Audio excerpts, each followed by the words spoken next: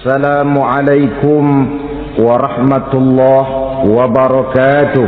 Waalaikumsalam warahmatullahi wabarakatuh.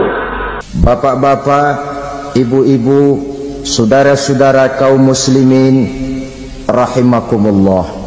Pada kesempatan pertemuan kali ini saya ingin menyampaikan, karena itu Rasul Anas bin Malik pernah bercerita, bertahun-tahun saya membantu di rumah tangga Rasul. Selama tahun-tahun yang panjang saya membantu di rumah tangga beliau itu, kata Anas bin Malik, belum pernah kok saya mendengar kata-kata kasar, keras, membentak-bentak. Belum pernah saya melihat ada piring terbang, sandal melayang, ada penggorengan nitir di atas. Belum pernah, padahal tahun-tahun yang panjang sudah saya lalui. Itu rumah tangga Rasul. Istrinya lebih dari satu, tapi tenang, ayem, adem. Walaupun gosip selalu ada. Ini loh ya, namanya hidup berumah tangga. Jangankan rumah tangga kita manusia biasa, rumah tangga Rasul pun tidak luput dari gosip yang kita kenal dengan hadisul ifki itu.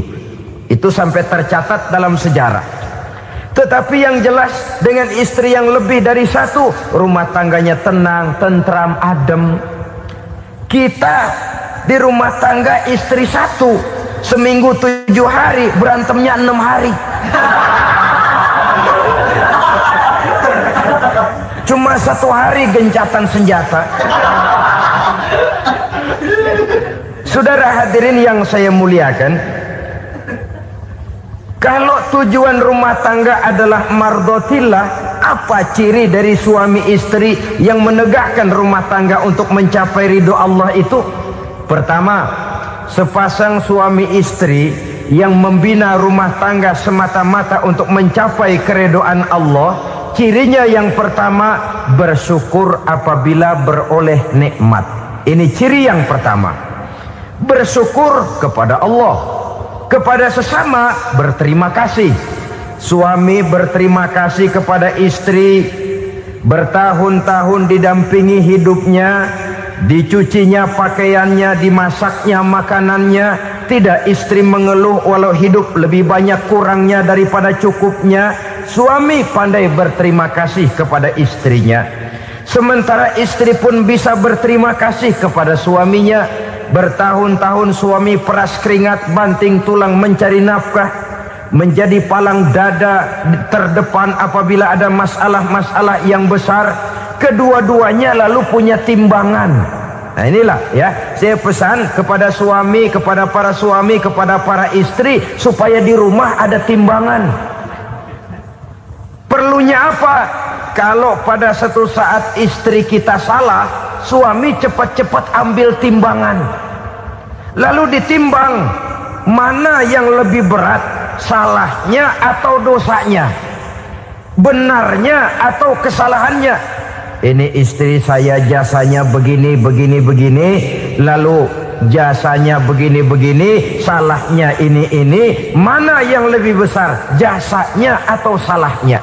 Dengan adanya timbangan, maka keputusan akan objektif. Tapi kalau timbangannya emosi, salah sedikit saja sudah main bentak, main usir, akhirnya keputusan akan mendatangkan kerugian.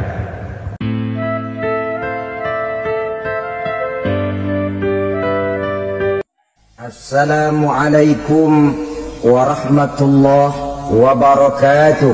Waalaikumsalam warahmatullahi wabarakatuh. Alhamdulillah, wassalatu wassalamu ala sayyidina Rasulillah, sayyidina wa maulana Muhammad ibn Abdullah, wa ala alihi wa sahbihi wa mawalah. La hawla wa la quwwata illa billah, amma ba'du. Bapak-bapak, ibu-ibu, saudara-saudara kaum muslimin rahimakumullah. Rumah tangga bahagia menurut agama kita. Sebagaimana yang sama kita maklum bahwa manusia hidup memerlukan idola, memerlukan figur-figur yang akan dijadikan contoh di dalam kehidupannya. Sifat ini dinamakan hubbut taklid atau kecenderungan untuk meniru, dan nampak lebih menonjol pada kehidupan anak-anak remaja atau para pemuda. Siapa yang menjadi idolanya, siapa yang menjadi sentral figur dalam kehidupannya, itulah yang akan dijadikannya sebagai contoh. Kalau idolanya adalah Mick Jagger misalnya, maka tentu yang akan dicontohnya adalah Mick Jagger. Mulai gaya rambutnya, gaya pakaiannya, sampai kepada gaya jalan dan hidupnya. Soal pantas atau tidak pantas urusan nomor 16. Yang penting nyontoh dulu. Inilah kecenderungan daripada manusia. Bagi kita umat Islam, contoh ideal, figur sentral yang sepatutnya jadi idola tidak lain adalah junjungan kita Nabi besar Muhammad sallallahu alaihi wasallam. Beliau menjadi contoh dan panutan oleh karena kepribadiannya yang kompleks. Sejak dari seorang pemimpin negara yang adil, sampai kepada seorang jenderal yang gagah berani di medan perang, sampai kepada seorang diplomat yang ulung, pedagang yang jujur, suami yang bertanggung jawab, ayah yang penuh kasih sayang dengan anak-anaknya, dan di dalam keseluruhannya beliau merupakan uswatun hasanah. Termasuk dalam membina rumah tangga bahagia, contoh kita tidak lain adalah rumah tangga beliau. Bagaimana sih rumah tangga Nabi kita itu? Beliau berkata dalam dua kalimat yang singkat, tapi punya pengertian yang sangat luas dan dalam tentang rumah tangganya. Beliau mengatakan, baiti jannati, rumah tanggaku adalah sorga bagiku. Satu cerminan yang merupakan refleksi dari keadaan yang membawa kebahagiaan. Padahal sepanjang sejarah yang kita baca, rumah beliau kecil saja. Sarapan pagi pun cuma seteguk air zam-zam, sepotong roti, kadang-kadang sebutir kurma. Tidurnya di atas kain kasar yang separuh jadi selimut, separuh jadi alas tidur. Tetapi di tengah kondisi yang semacam itu, beliau sanggup berkata, baiti jannati, rumah tanggaku adalah surga bagiku. Kenapa kita yang hidup di zaman sekarang, di mana fasilitas sesungguhnya serba lebih menunjang untuk berkata semacam itu, malah kita berkata sebaliknya, baiti nari, rumahku adalah laksana neraka bagiku. Padahal kalau dilihat, rumahnya pun kadang-kadang bertingkat, kendaraan serba berkilat, uang banyak berlipat-lipat, istri pun tak kurang cantik memikat, kadang-kadang jumlahnya 4. Tapi tiap hari kiamat tidak ada ketenangan dan ketentraman di rumah tangga. Saudara hadirin kaum muslimin rahimakumullah, mengapa Rasul sampai mengatakan baiti jannati, rumahku adalah laksana surga bagiku? Inilah pokok pembicaraan kita pada pertemuan kali ini. Sebagaimana yang kita maklum bahwa nikah dalam pandangan Islam bukan hanya sekedar untuk memenuhi kebutuhan biologis manusiawi, tidak hanya sekedar untuk memperkembangbiakkan keturunan, dan juga tidak pula untuk memperturutkan hawa nafsu. Lebih daripada sekedar itu, nikah dalam pandangan Islam merupakan ibadah. Oleh karena ibadah, maka seluruh tujuan ibadah, apakah dia bernama solat, apakah dia bernama puasa, zakat, sodako, haji dan lain sebagainya, seluruh daripada tujuan ibadah, target utamanya adalah mardhatillah atau keridhaan daripada Allah Subhanahu wa taala.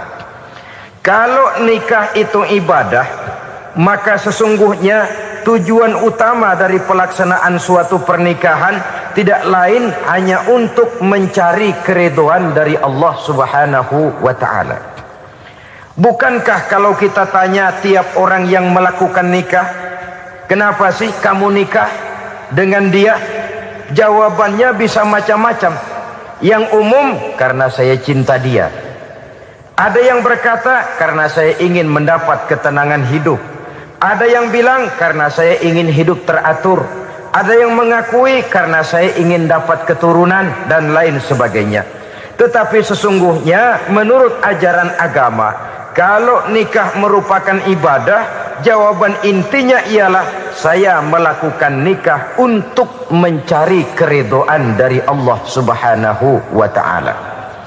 Ini konsekuensinya kalau nikah merupakan bagian daripada ibadah. Rumah tangga yang didirikan atas dasar mencari keridhaan Allah, maka akan diwarnai oleh nilai-nilai luhur daripada ajaran agama. Tanpa harta orang memang sulit untuk bahagia, tapi harta bukan jaminan orang lalu akan bahagia. Harta pada suatu saat akan berakhir, kecantikan akan berkurang, pangkat dan jabatan akan sampai kepada batasnya. Tetapi agama, keyakinan, nilai-nilai iman, itulah pegangan kita yang kekal dan abadi. Sebab itu dalam surah Ar-Rum ayat ke-21 Allah Subhanahu wa ta'ala menjelaskan, wa min ayatihi an khalaqalakum min anfusikum azwajan litaskunu ilaiha wa ja'ala bainakum mawaddatan wa rahmah. Dan di antara tanda-tanda kebesaran Allah, dijadikannya bagimu istri-istrimu dari diri kamu sendiri, litaskunu ilaiha, agar kamu bisa hidup tenang bersamanya, wa ja'ala bainakum mawaddatan wa rahmah, dan dijadikannya di antara kamu rasa cinta dan kasih sayang. Umumnya pernikahan terjadi karena mawaddatan warahmah ini, cinta dan kasih sayang. Atas dua dasar itulah rumah tangga didirikan orang. Atas dasar itulah seorang laki-laki dan seorang perempuan memadu janji untuk membagi suka dan duka dalam hidup ini secara bersama-sama. Namun kalau kita renungi ayat ini, Allah tidak hanya menjadikan cinta, tapi Allah juga menjadikan kasih sayang. Apa bedanya cinta dan kasih sayang? Apa bedanya mawaddatan warahmah ini? Saudara, mawaddah yang artinya cinta, itu sasarannya biasanya adalah jasmani, kecenderungan biologis. Itu akan berakhir. Orang yang mendirikan rumah tangga cuma karena kecenderungan biologis, cuma karena rasa cinta semata-mata, cinta biasanya terkait kepada keindahan. Betul apa benar? Biasanya orang mudah jatuh cinta kepada sesuatu yang punya nilai keindahan. Makanya anak muda jarang yang jatuh cinta sama nenek-nenek. Cinta selalu memandang segi keindahannya. Ini yang namanya mawaddah. Allah tidak mengingkari itu, silakan. Bahwa manusia secara naluri senang kepada serba keindahan, wajar-wajar saja. Tetapi tidak cuma mawaddah, Allah juga menciptakan rahmah, kasih sayang. Mawaddah mungkin ada akhirnya, tapi rahmah tidak akan pernah ada akhirnya. Kalau mawaddah adalah berkecenderungan kepada biologis, jasmaniah, maka rahmah kecenderungan kepada nilai-nilai rohani, kepribadian, kejiwaan, dan lain sebagainya. Dikala pernikahan di bawah umur 40 tahun, mungkin masih banyak mawaddahnya, rasa cintanya. Tapi 40 bahkan 50 tahun ke atas, rasanya orang berumah tangga kalau sudah 50 tahun ke atas itu lebih banyak kasih sayangnya ketimbang cinta-cintaannya. Kalau satu rumah tangga hanya didirikan atas dasar mawaddah saja, atas dasar cinta saja, padahal cinta itu terpaut kepada hal-hal keindahan, keindahan satu saat akan menurun. Ya tentu sebagaimana yang kita maklum bersama-sama, belum punya anak memang cantik. Sudah punya anak, kecantikan mulai menurun. Punya anak 2, kulit mulai mengkerut. Punya anak 3, onderdil mulai dol. Punya anak 4, apalagi tidak pandai merawat diri, persis dompet tanggung bulan. Kalau rumah tangga didasarkan kepada rupa yang cantik saja, cinta akan bisa berpindah, paling tidak akan berkurang nilainya. Sebab itu Allah tidak hanya menyediakan mawaddah warahmah, dijadikannya di hatimu itu tidak cuma sekedar cinta, tapi juga kasih sayang. Nah, kasih sayang inilah apabila berakar dan berurat dari nilai-nilai keagamaan yang akan menopang jalinan rumah tangga bahagia, mengukuhkan usaha untuk mencapai mardhatillah atau keridhaan daripada Allah Subhanahu wa taala. Dengan demikian, berumah tangga bukan tujuan. Ini kalau kita lihat dari segi agama. Berumah tangga cuma alat untuk mencapai mardhatillah, keridhaan daripada Allah. Seorang suami yang pergi pagi pulang sore peras keringat banting tulang mencari nafkah untuk menghidupi keluarganya, kalau niatnya untuk mardhatillah maka pergi usahanya adalah ibadah. Sementara si suami pergi berusaha, istri di rumah mendoakan suaminya, itu juga merupakan bagian daripada ibadah. Marilah kita biasakan membina satu rumah tangga untuk mencapai keridhaan daripada Allah Subhanahu wa taala. Ini motif dasarnya. Karena itu Rasul Anas bin Malik pernah bercerita, bertahun-tahun saya membantu di rumah tangga Rasul. Selama tahun-tahun yang panjang saya membantu di rumah tangga beliau itu, kata Anas bin Malik, belum pernah kok saya mendengar kata-kata kasar, keras, membentak-bentak. Belum pernah saya melihat ada piring terbang, sandal melayang, ada penggorengan nitir di atas. Belum pernah, padahal tahun-tahun yang panjang sudah saya lalui. Itu rumah tangga Rasul. Istrinya lebih dari satu, tapi tenang, ayem, adem. Walaupun gosip selalu ada. Ini loh ya, namanya hidup berumah tangga. Jangankan rumah tangga kita manusia biasa, rumah tangga Rasul pun tidak luput dari gosip yang kita kenal dengan hadisul ifki itu. Itu sampai tercatat dalam sejarah. Tetapi yang jelas, dengan istri yang lebih dari satu, rumah tangganya tenang, tentram, adem. Kita di rumah tangga istri satu, seminggu 7 hari, berantemnya 6 hari. Cuma 1 hari gencatan senjata. Saudara hadirin yang saya muliakan, kalau tujuan rumah tangga adalah mardhatillah, apa ciri dari suami istri yang menegakkan rumah tangga untuk mencapai ridho Allah itu? Pertama, sepasang suami istri yang membina rumah tangga semata-mata untuk mencapai keridhaan Allah, cirinya yang pertama, bersyukur apabila beroleh nikmat. Ini ciri yang pertama. Bersyukur kepada Allah, kepada sesama berterima kasih. Suami berterima kasih kepada istri, bertahun-tahun didampingi hidupnya, dicucinya pakaiannya, dimasaknya makanannya. Tidak istri mengeluh walau hidup lebih banyak kurangnya daripada cukupnya. Suami pandai berterima kasih kepada istrinya. Sementara istri pun bisa berterima kasih kepada suaminya. Bertahun-tahun suami peras keringat, banting tulang mencari nafkah, menjadi palang dada terdepan apabila ada masalah-masalah yang besar. Kedua-duanya lalu punya timbangan. Nah inilah ya, saya pesan kepada suami, kepada para suami, kepada para istri, supaya di rumah ada timbangan. Perlunya apa? Kalau pada satu saat istri kita salah, suami cepat-cepat ambil timbangan, lalu ditimbang mana yang lebih berat, salahnya atau dosanya, benarnya atau kesalahannya. Ini istri saya jasanya begini, begini, begini, lalu jasanya begini, begini, salahnya ini. Mana yang lebih besar, jasanya atau salahnya? Dengan adanya timbangan, maka keputusan akan objektif. Tapi kalau timbangannya emosi, salah sedikit saja sudah main bentak, main usir, akhirnya keputusan akan mendatangkan kerugian. Sebaliknya, Kalau suami yang salah, istri ambil timbangan, ditimbang mana lebih besar jasanya atau salahnya. Jangan sampai nanti terjadi pepatah, panas setahun habis dihapus oleh hujan satu hari.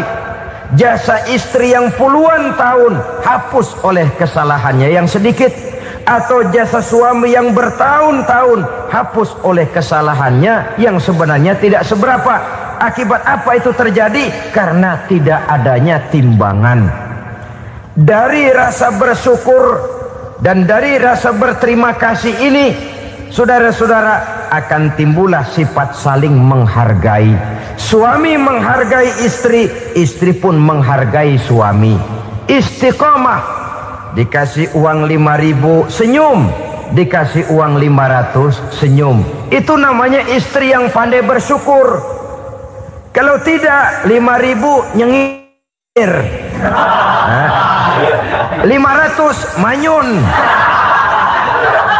Tahu manyun? Kayak bemok nyari setoran, monyong saja. Ada sikap istiqomah di dalam membina kehidupan berumah tangga ini. Lalu mengerti posisi suami, ini termasuk tanda berterima kasih. Suami saya itu kerjanya apa, golongannya apa, gajinya sebulan berapa. Atas dasar itu, lalu istri menjadi istri yang tahu diri. Walaupun suami harus menyenangkan istri, istri pun hendaknya nimbang, tahu batas kemampuan suami. Kemauan mungkin tidak terbatas, tapi kemampuan sangat terbatas. Kalau suami pegawai kecil, ya mintalah yang kecil-kecil.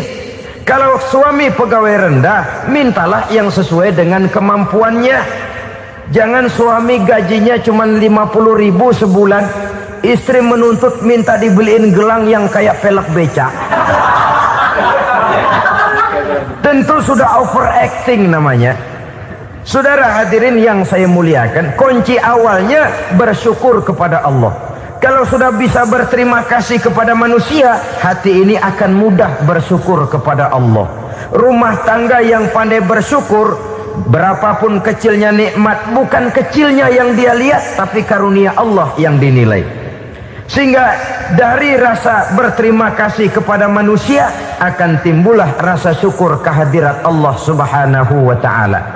Itu yang sering diistilahkan orang, kalau dia punya mobil, dia berkata alhamdulillah kita punya mobil, tetangga kita cuman punya motor.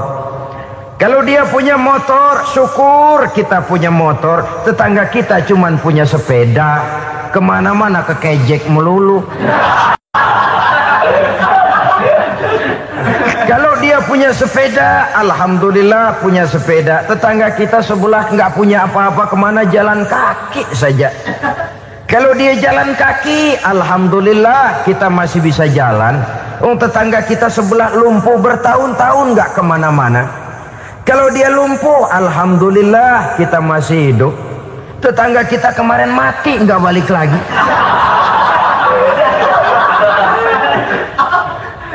Lalu akan timbul rasa syukur. Tapi kalau sudah lumpuh ngelihat yang bisa jalan ngelihat yang naik sepeda, yang punya sepeda lihat yang punya motor lihat yang punya mobil lihat yang punya pesawat. Kapanlah kita ini pandai bersyukur? Sebab kesenangan seperti pelangi, tidak pernah di atas kepala kita, selalu kelihatannya di atas kepala orang lain.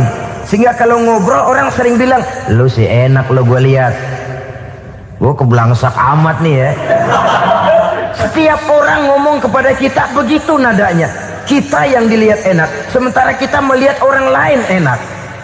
Tukang tahu melihat tukang tempe enak, tukang tempe melihat tukang tuak enak, tukang tuak bilang tukang sirsak enak. Enak itu seperti pelangi. Namun kalau kita mau merenungi, tidak pernah Allah berhenti memberikan nikmat kepada kita. Sejak kita bangun tidur sampai kita tidur kembali, bahkan tidur itu sendiri, seluruhnya tidak pernah putus dari nikmat Allah.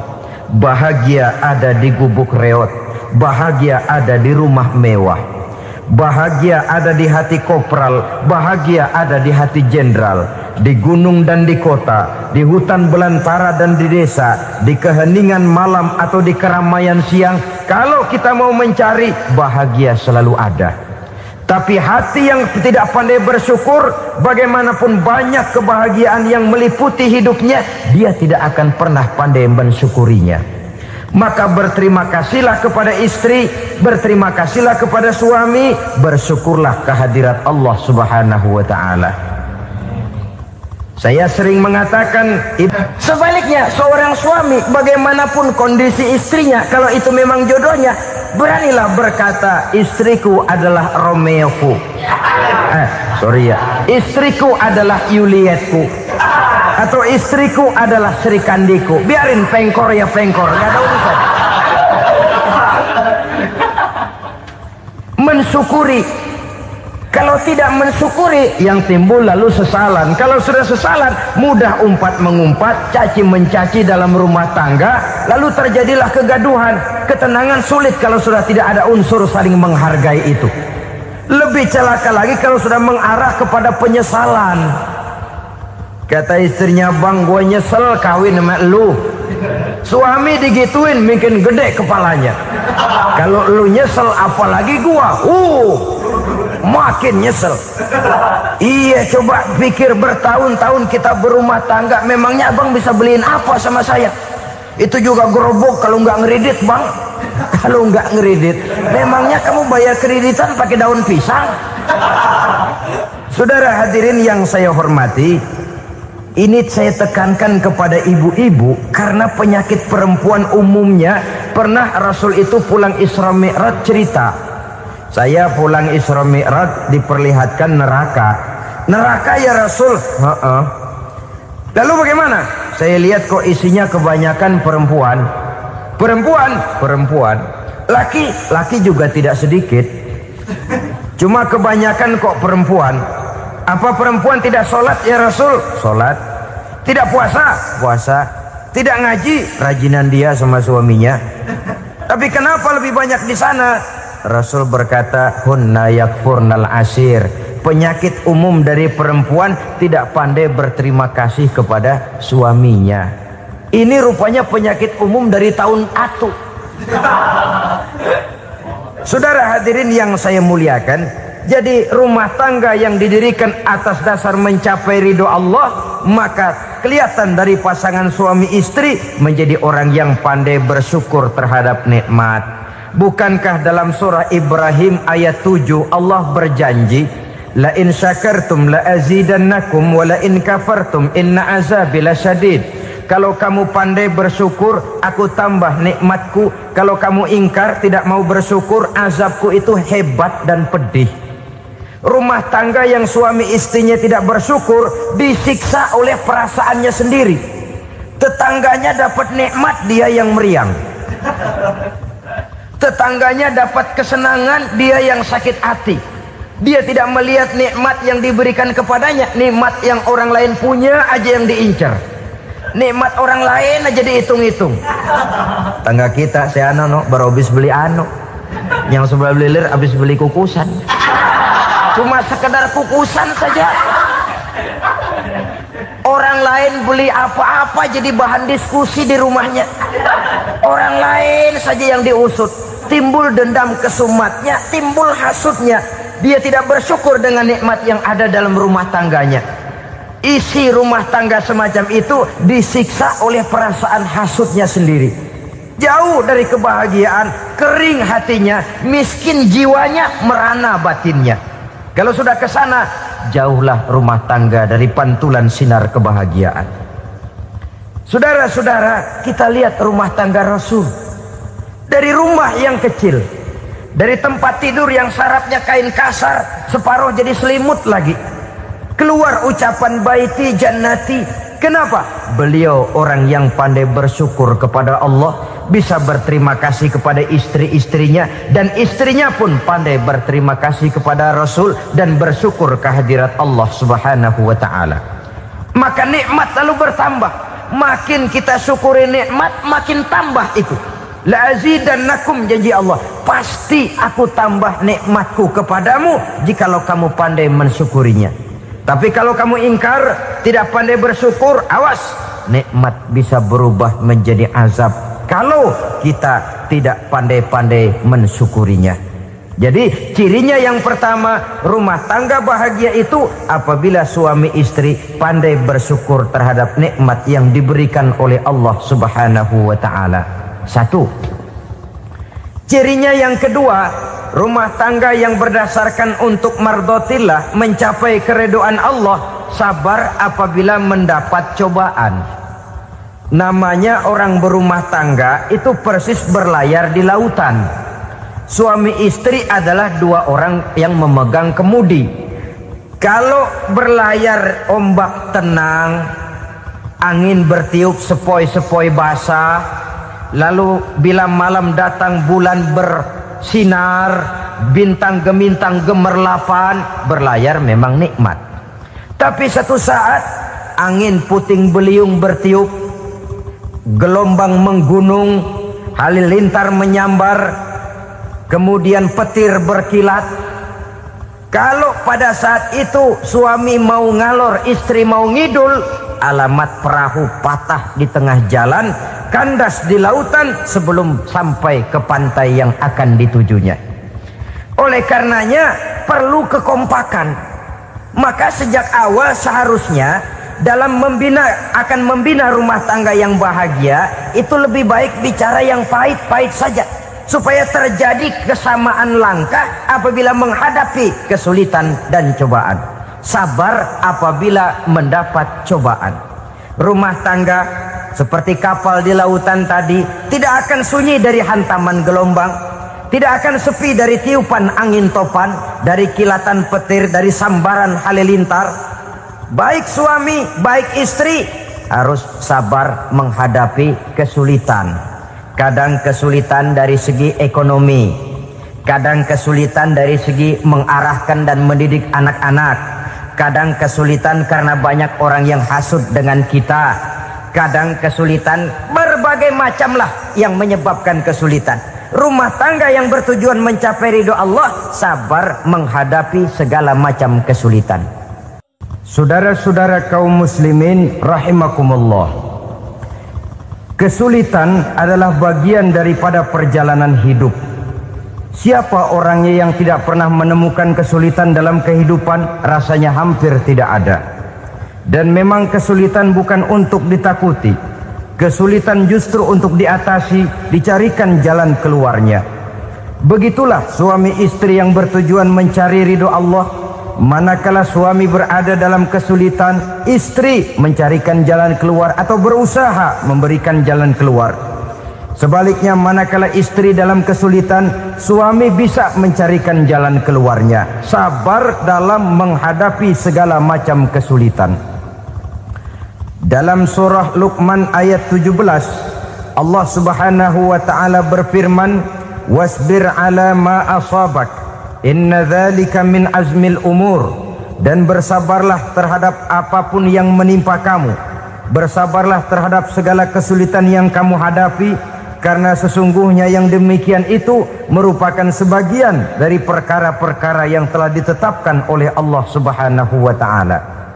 Saudara-saudara kaum muslimin yang berbahagia, kunci sabar sesungguhnya terletak pada keyakinan bahwa segala sesuatu berasal dari Allah dan segalanya akan kembali kepada Allah Subhanahu wa ta'ala.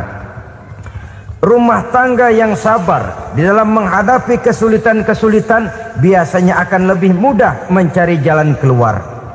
Tapi kalau sedikit kesulitan datang, kita tertimpa oleh kepanikan, oleh kegelisahan, dan oleh ketakutan yang tidak beralasan, maka kesulitan itu bukan saja tidak dapat diatasi, malah rasanya akan menjadi semakin besar di dalam kehidupan kita. Tidak ada rumah tangga yang tidak pernah berhadapan dengan kesulitan, bagaimanapun besarnya rumah tangga itu. Itulah sebabnya kita memerlukan orang lain. Hidup berumah tangga itu seperti orang punya mata. Kalau mata kita kelilipan, Kalau mata orang lain kelilipan, gampang kita tiup. Tapi kalau mata kita sendiri yang kena kelilipan, tentu kita memerlukan orang lain untuk meniupnya. Oleh karenanya, suami istri harus saling mencarikan jalan keluarnya. Walaupun kerjanya berbeda, suaminya pergi mencari nafkah, istrinya berdoa di rumah. Kalau perlu melakukan sholat duha, mendoakan agar usaha suaminya dimudahkan, dan begitu selanjutnya. Sehingga dengan adanya kebersamaan, walaupun tidak selalu bersama-sama, maka masing-masing melaksanakan tugas dengan tenang dan merasa yang satu berbuat untuk kepentingan yang lain. Inilah cirinya yang kedua, sabar bila mendapat dan berhadapan dengan segala macam kesulitan. Kadang orang mendapat kesulitan itu berkeluh kesah. Bukan berkeluh kesah, tapi mencari jalan keluar dan mengambil hikmah yang ada di dalamnya apa. Karena bukan kemudahan, kesulitan yang membuat orang dewasa. Bukan kemudahan, tapi kesulitan yang membuat orang berpikir, dinamis, kreatif. Kalau seluruh jalan yang kita tempuh mudah saja, gampang saja, rasanya monoton kita ini. Kehilangan dinamika dalam perjuangan. Kesulitan yang membuat orang matang, kesulitan yang menempa kepribadian untuk lebih dewasa menghadapi bahtera kehidupan, membuat pandangan makin arif, wawasan makin luas, dan analisa semakin tajam. Sama saja dalam hidup. Sesungguhnya pujian sering menjadi racun, dan caci maki kalau kita tanggapi secara positif sering membuat kita makin dewasa. Jarang orang berpikir kalau dipuji, tapi baru dia merenung dan mencari diri setelah dicaci maki dan dikritik habis-habisan. Walaupun watak umum manusia senang dipuji, marah kalau dicaci maki. Biasanya kalau ketemu cewek cakep kita bilang, kamu cakep deh. Dia paling bilang, ah abang bisa aja. Walaupun dia bilang, ah abang bisa aja, hidungnya mah tetap mekar. Senang kalau dipuji, itu kecenderungan manusia. Marah kalau dicaci maki, marah kalau dikritik. Tapi sesungguhnya pujian sering jadi racun, caci maki sering jadi obat. Orang takut minum obat karena pahitnya, padahal efeknya itu akan lebih memberikan kesehatan kepadanya. Orang takut menghadapi kritik, orang takut dan tidak ingin dicaci maki, padahal itulah yang sesungguhnya menjadi cambuk kalau tidak dia salah tanggap, menjadi sugesti yang mendorong dia lebih maju lagi.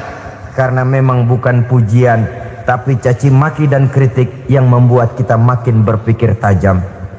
Jadi rumah tangga yang berhadapan dengan kesulitan demi kesulitan, biasanya kalau ditanggapi dengan sabar akan makin mengokohkan fondasi rumah tangga itu sendiri. Tapi kalau kesulitan dihadapi dengan tidak sabar, lalu mencari jalan pintas, kesulitan ekonomi, kebetulan istrinya cakep, istrinya disuruh ngojek. Dah lu ngojek aja deh, gue nungguin setoran dah. Suami tapak di rumah.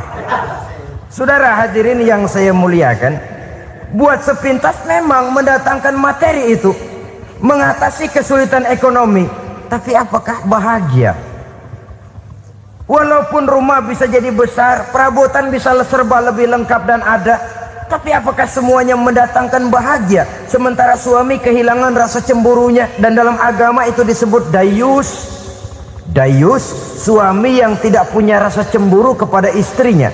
Dan orang dayus kayak begitu haram mendapat bau sorga. Bau sorga saja tidak dapat, apalagi masuk ke dalamnya. Ya tapi juga jangan lantas mentang-mentang harus cemburu sama istri, overacting. Suaminya nawar sayuran, laki pulang ngomel, lu pacaran ya sama tukang sayur. Itu juga over, saudara-saudara. Kesulitan ekonomi diatasi dengan sabar. Sabar dalam arti berusaha dengan tidak mengambil jalan pintas, berusaha tetap berada di jalan yang diridhoi oleh Allah.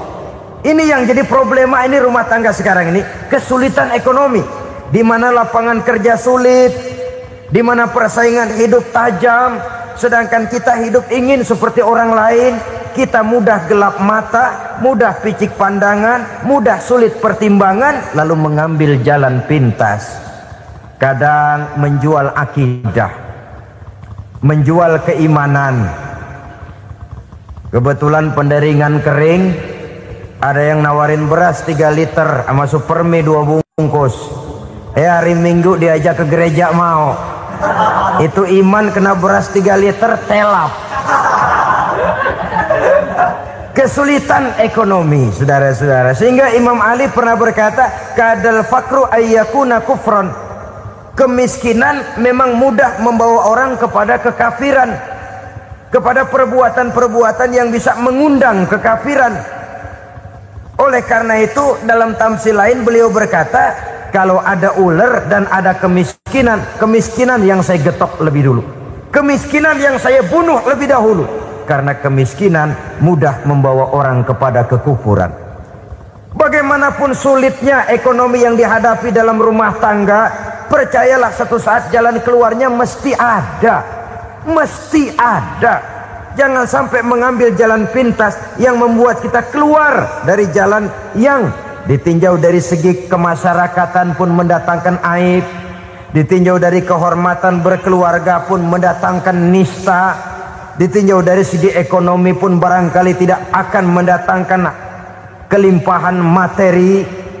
Jalan pintas pada umumnya, saudara-saudara, hanya memberikan kenikmatan yang sekejap. Dan apalah itu artinya kalau harus mengorbankan kesenangan yang abadi dan kekal. Kadang-kadang mengorbankan anaknya sendiri, anaknya dikomersilkan. Pokoknya siapa yang nyamper lu berangkat aja dah. Asal pulang nenteng pisang sama jeruk sebongsang, orang tua udah anteng aja udah. Saudara hadirin yang saya muliakan, setiap kita selalu berhadapan dengan kesulitan. Karena itu rumah tangga yang bertujuan mencapai mardhatillah, mereka sabar dalam menghadapi kesulitan. Tidak ada beras, puasa saja, puasa sunnah. Puasa sunnah. Lapar tapi ada pahalanya, daripada tidak puasa lalu ngegerundel. Brengsek Tuhan, gue sembahyang melulu lapar juga. Sudah lapar tidak berpahala. Bukankah Rasulullah sendiri kalau pulang ke rumah Aisyah lalu berkata, ya Humairah, ada makanan hari ini? Ada makanan yang enggak ada bang. Alhamdulillah kalau begitu saya puasa. Pulang dari mana-mana perut lapar, mau makan tidak ada makanan, bukan marah, bukan ngamuk, puasa. Maka boleh puasa sunnah, niatnya udah siang, jam 10, jam 11, asal dari pagi belum makan apa-apa. Niatnya jam 10, sah, dengan catatan dari pagi belum makan apa-apa. Jangan sudah sepiring setengah baru niat, itu lain. Itu ngojek namanya itu. Pengertian dalam kesulitan. Satu malam beliau pulang dari masjid agak larut. Habis ngajar banyak yang bertanya. Ketuk pintu, Assalamualaikum, Assalamualaikum. 3 kali beliau memberi salam, tidak ada jawaban, tidak dibukakan pintu. Rupanya istri beliau lelah bekerja di waktu siang, tidurnya pules benar. Marahkah Rasul? Tidak. Beliau gelar sorban, tidur di depan pintu. Asraful anbiya wal mursalin ini, Rasul termulia ini, karena menghargai istrinya, tidur di depan pintu. Sampai Aisyah bangun sepertiga malam, terkejut buka pintu, suaminya ada di depan pintu. Beliau bangunkan. Ketika dibangunkan, Rasul lebih dulu berkata, maaf sayang, saya pulang terlambat. Sudah nggak dibukain pintu, tidur di depan, dibangunin, beliau duluan yang minta maaf. Pengertian. Kalau emosi memang nggak dibukain pintu, tidur di depan, begitu dibukain yang enak kita tunjuk jidatnya.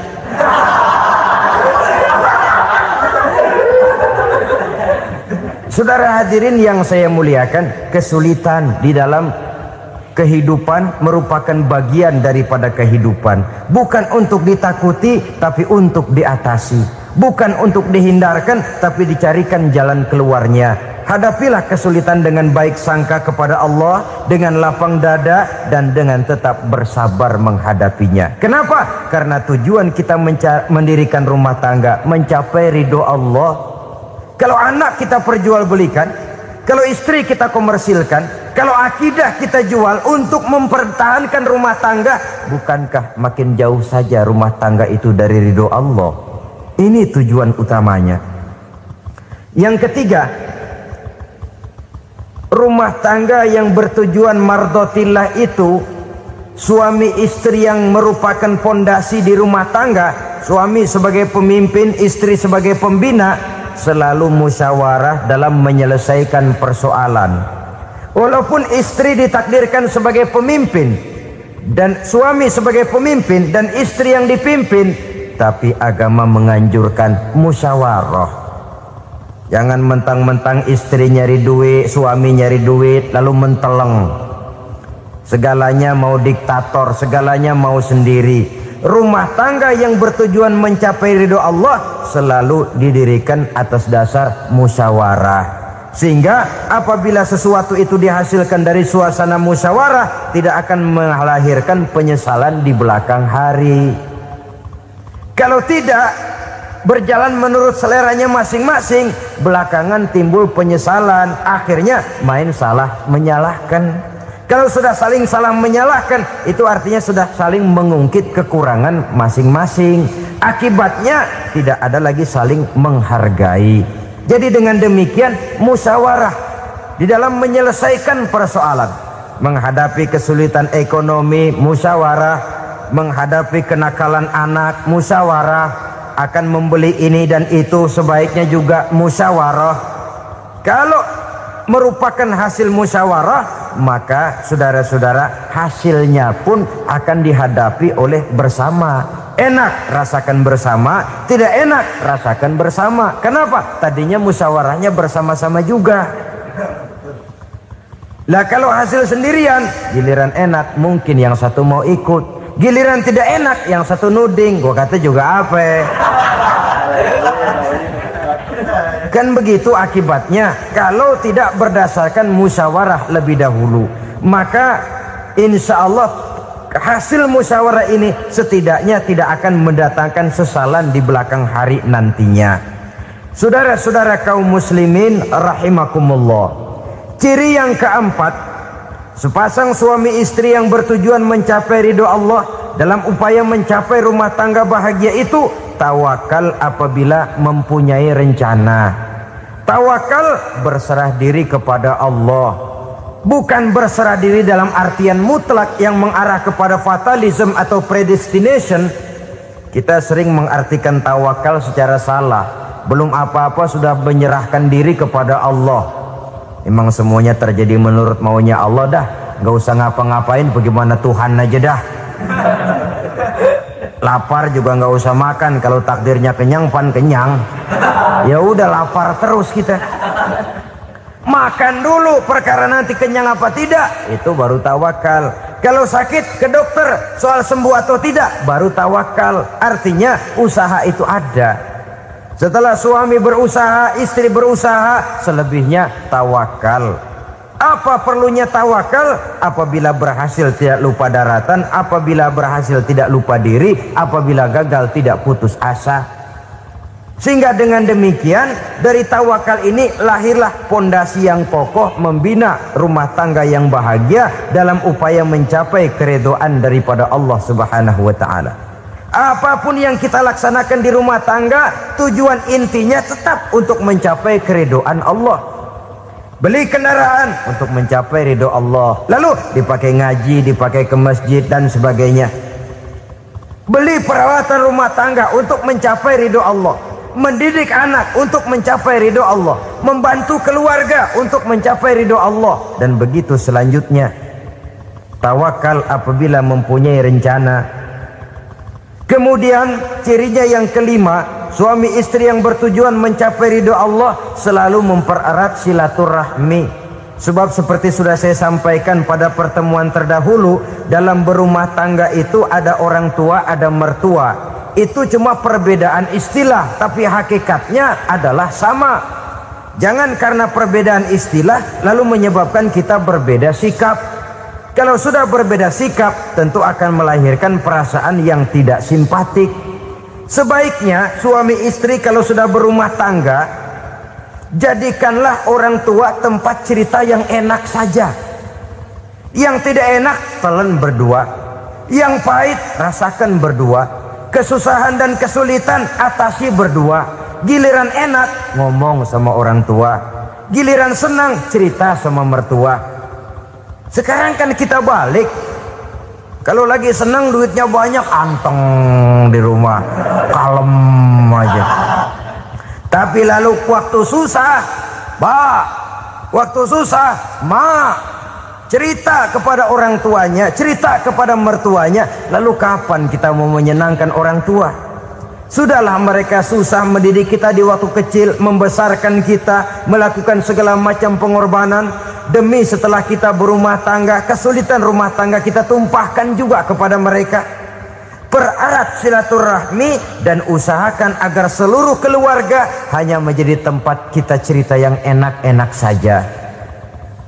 Istilah sehari-harinya, kalau di rumah kita makan sama sayur bayam, keluar rumah diem, malah seluitan. Tetangga tanya, lu makan kayaknya enak banget apa sih? Daging ayam.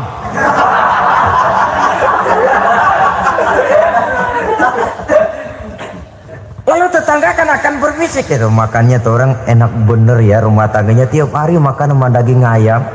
Biarlah paling kurang itu jadi doa, daripada kita makan sama kangkung lalu ribut ngomel di mana-mana. Gua kesel banget sama bini gua, di warung ceritanya lagi. Kenapa? Saban sari gua direbusin kangkung mulu, brengsek. Di warung cerita ada RT, ada RW. Gara-gara makan sama kangkung se-RT tahu. Akhirnya mungkin kalau kita berangkat orang hitung dari jauhan, lihat kangkung liwat.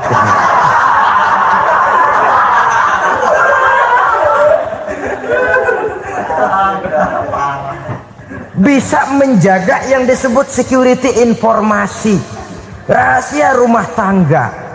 Bahkan pernah saya berikan contoh karena ingin menghargai. Suami beliin kain batik buat istrinya. Istri tahu begitu sepintas, nih kain jelek nih. Tapi karena mau menyenangkan suaminya, dia bohong. Bagaimana bu, kain yang bapak beliin? Aduh bagus bener pak, bagus sekali itu kain.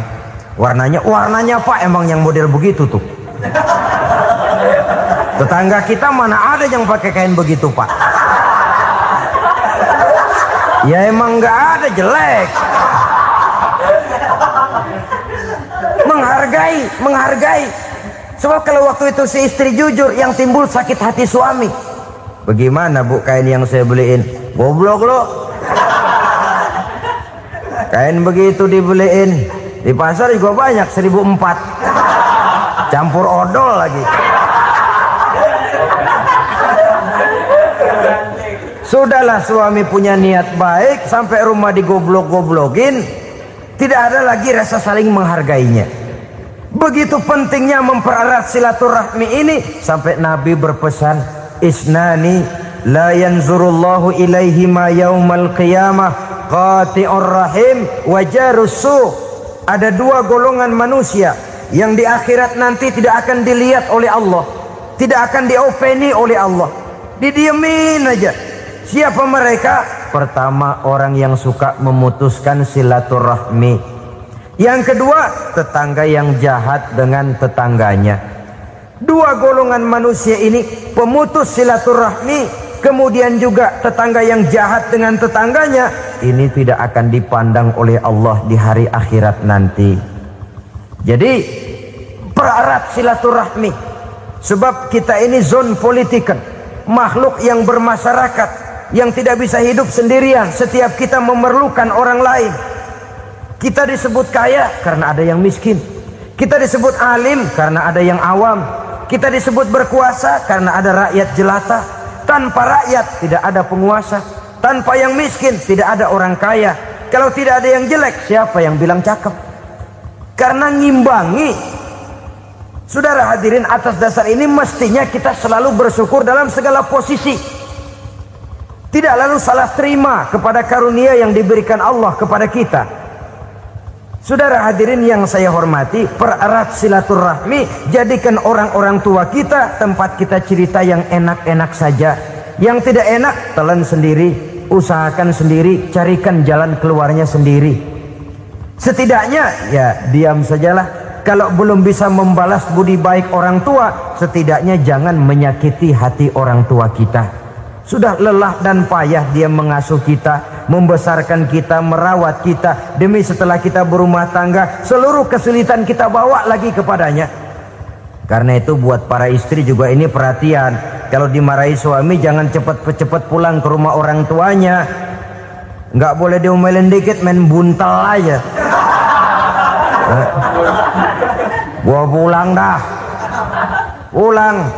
Sampai sana cerita habis-habisan, dikucek kejelekan suaminya. Nanti 2-3 hari balik aja lagi. Kan nggak lucu jadinya.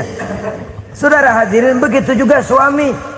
Mencaci maki habis istrinya, 2-3 hari baik aja lagi. Konyol.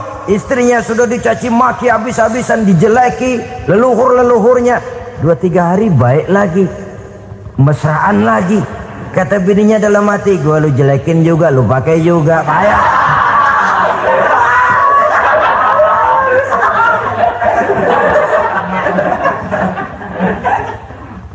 Saudara hadirin yang saya muliakan, itulah sebabnya pada awal tadi saya katakan perlunya kita mempunyai timbangan baik sebagai suami maupun sebagai istri. Nah, dari mempererat silaturahmi ini akan terjalin rasa kekeluargaan. Maka tradisi arisan keluarga itu bagus sesungguhnya untuk mempererat silaturahmi. Cuma celakanya bukan silaturahmi yang jadi tujuan, arisannya itu yang jadi tujuan. Akibatnya apa? Kalau belum narik mah semangat banget datang dah. Begitu udah narik aja udahan. Itu celakanya. Akhirnya silaturahminya jadi nomor 2, arisan semata-mata yang menjadi tujuan. Sesungguhnya itu bagus untuk mempererat silaturahmi. Karena kalau kita dengan kita sesama saudara sudah tidak saling mau mengenal, bagaimana dengan anak-anak kita? Bagaimana dengan cucu-cucu kita? 2-3 generasi yang akan datang tentu akan lebih saling tidak mengenal lagi. Baiklah ya, yang keenam, suami istri yang bertujuan untuk mencapai keridhaan Allah itu selalu berusaha tolong menolong di dalam kebajikan. Sebab Allah pesankan itu di dalam Al-Maidah ayat 6, wa ta'awanu 'alal birri wat taqwa wa la ta'awanu 'alal itsmi wal 'udwan. Bertolong-tolonganlah kamu di dalam kebaikan, di dalam bertakwa kepada Allah. Jangan bertolong-tolongan di dalam maksiat, di dalam dosa, dan di dalam usaha yang menimbulkan permusuhan. Kalau suami marah kepada seseorang, istri jangan ngipasin. Oh bang, yang begitu mah dibayain tuman. Udah habisin aja dah. Anak-anaknya marahin sekalian. Ngipasin. Istri kesel sama tetangganya, suami ngipasin. Emang tuh tetangga kita, hahu. Habis orang dikipasin. Ta'awanu 'alal birri wat taqwa, bertolong-tolonganlah di dalam kebaikan. Istri malas ngaji, suami mendorong, memberikan sugesti. Suami malas berusaha, istri memberikan sugesti. Saling tolong menolong di dalam kebaikan dan takwa, dan jangan tolong menolong dalam dosa dan permusuhan. Kata suami, Bu, daripada kita melarat terus hidup, kita piara tuyul yuk. Kata istrinya, nah ini sudah menyimpang bang. Bersabarlah, bagaimanapun insya Allah kita tidak akan mati kelaparan. Piara tuyul itu nanti jadi pindah akidah, merusak iman, berteman dengan setan. Apalah artinya kekayaan dan kesenangan sebentar kalau harus mengorbankan kekayaan dan kesenangan yang abadi? Ini sudah alal ismi wal udwan, sesuatu yang mengandung dosa. Saudara hadirin yang saya hormati, kemudian yang keenam, berbaik sangka.